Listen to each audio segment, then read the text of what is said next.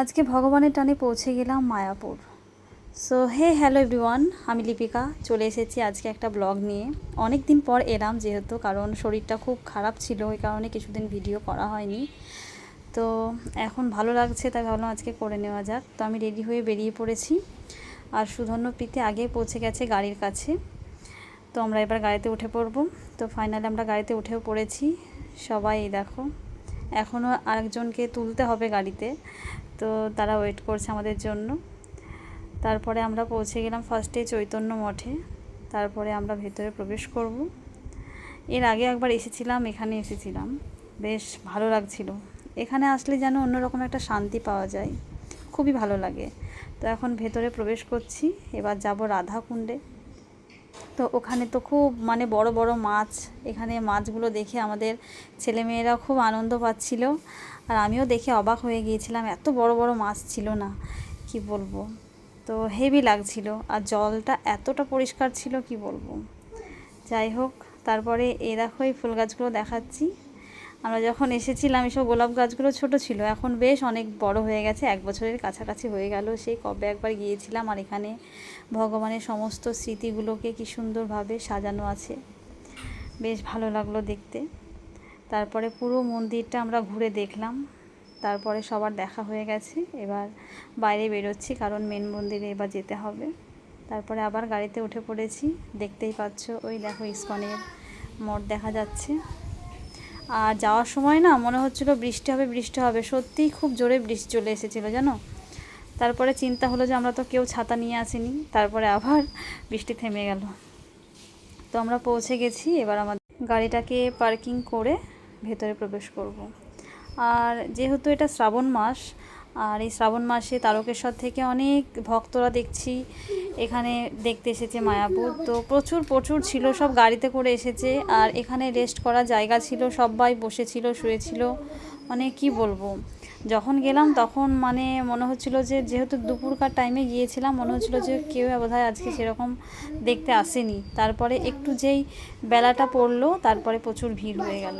আর এই যে ভাই বোনে দুজনের হাত ধরে হাঁটছে, আর বেশিরভাগ সময়টা হাত ধরেই ছিল ওরা, অতটা দুষ্টুমি করেনি। আর আমরা চলে এসেছিলাম রেস্টুরেন্টে, কারণ দুপুর হয়েছিল, সবার খিদে পেয়েছিল, সুধন্যদেরও খুব খিদে পেয়েছিল, তাই কিছু খেয়ে নিলাম। তারপরে খাওয়া দাওয়া সেরে আমরা গৌশালার দিকে রওনা দিয়েছি। তো তার জন্য একটা টোটো করে নিয়েছি, কারণ বেশ অনেকটা পথ সবাই বলল। তারপরে আমরা টোটোয় করে যাচ্ছি। আর সুধন্যর প্রীতি দেখো, সুধন্য তো ফার্স্টে বলছে যে তুমি ভিডিও করবে না আমার, তাও জোর করে করলাম। আর এই বাচ্চাটা কত কিউট। আর এই দেখো আমরা চলে এসেছে গৌশালায়। তো এর আগের বার যখন এসেছিলাম মায়াপুরে, তখন গৌশালাটা দেখতে আসা হয়নি। তো এত গরু ছিল, আর সব শিংগুলো এত সুন্দর করে ডিজাইন করা, এত বড় বড়, দেখতেই খুব দারুণ লাগছিল। আর এই গরুটার মাথায় আমি হাত বুলিয়ে দিচ্ছিলাম, তো কিছু বলছিলও না, বেশ ভালো লাগছিল। আর এই যে শের, ওখানকার শের বলতে পারো, তো এও খুব ভালো ছিল।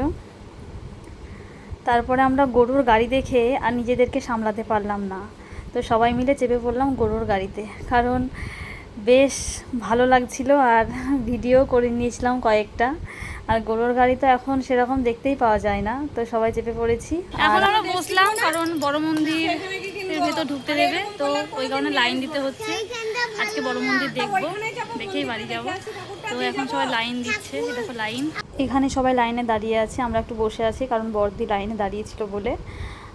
সুধর্ণ আর প্রীতিকে একটা প্রভু ডাকছিল, আমি ভাবলাম কিসের জন্য ডাকছে, তারপর দেখছি যে না, লজেন্স দিল। তারপর আর একটা বাচ্চাও ছুটে এলো, আর ফাইনালি আমরা ভেতরে চলে এসেছি নতুন মন্দিরের গেটের ভেতর। তো এই দেখো মন্দিরের বাইরের লুকটা এটা, তো বাইরেটা এত বড়, ভিতরটা জানি কত বড় হবে জানি না, তো দেখা যাক আজকে। নতুন মন্দিরে এখনো প্রবেশ করিনি, উঠছি, বৃষ্টি আরম্ভ হয়ে গেছে। ভালো এলো, ভেতরটা এত বড়, সত্যি না দেখলে হয়তো বিশ্বাসই করতাম না।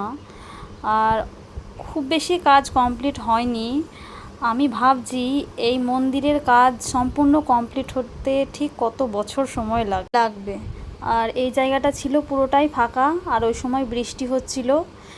আর সুধর্ণ মন্দিরের ভেতর এমনভাবে দৌড়ে দৌড়ে বেড়াচ্ছিল, মনে হচ্ছিল হারিয়ে গেলে আর খুঁজে পাবো না, মানে এতটাই বড়, আর ভয় লাগছিল যখন দৌড়াচ্ছিল।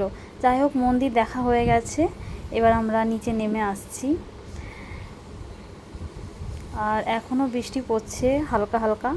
তারপরে আমরা নামহট্ট ভবনে গিয়েছিলাম, কারণ আমাদের বাড়ির ভগবানের জন্য কিছু কেনাকাটা করার ছিল। বর্দি বর্দা ওখানে কেনাকাটা করছে, আর আমি এদিকে মালা, কিছু বই দেখছিলাম।